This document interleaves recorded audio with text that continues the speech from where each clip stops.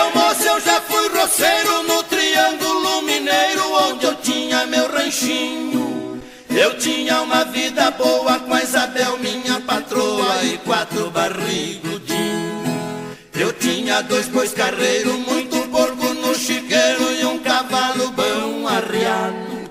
Espingarda cartucheira, 14 vaca leiteira e um arrozal no banhado. Na cidade eu só ia cada 15 ou 20 dias pra vender queijo na feira. E não mais estava forgado, todo dia era feriado, pescava a semana inteira. Muita gente assim me diz que não tem mesmo raiz essa tal felicidade. Então aconteceu isso, resolvi vender o sítio e vir morar na cidade. Já faz mais de 12 anos que eu aqui já tô morando, como eu tô arrependido. Aqui tudo é diferente, não me dou com essa gente, vivo muito aborrecido. Não ganho nem pra comer, já não sei o que fazer, tô ficando quase louco. É só luxo e vaidade, penso até que a cidade não é lugar de caboclo.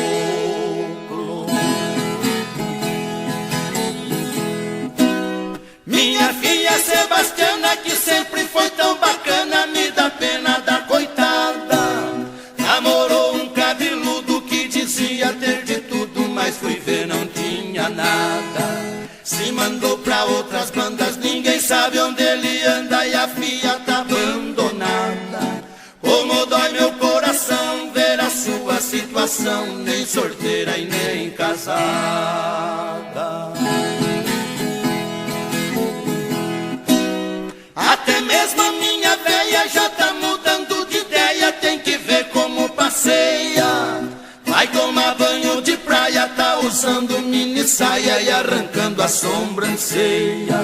Nem comigo se incomoda, quer saber de andar na moda com as unhas toda vermelha. Depois que ficou madura, começou a usar pintura, credo em cruz, que coisa feia. Voltar pra Minas Gerais, sei que agora não dá mais, acabou o meu dinheiro. Que saudade da paioça, eu sonho com a minha roça no Triângulo Mineiro. Nem sei como se deu isso, quando eu vendi o sítio pra vir morar na cidade. Seu moço, naquele dia eu vendi minha família e a minha felicidade.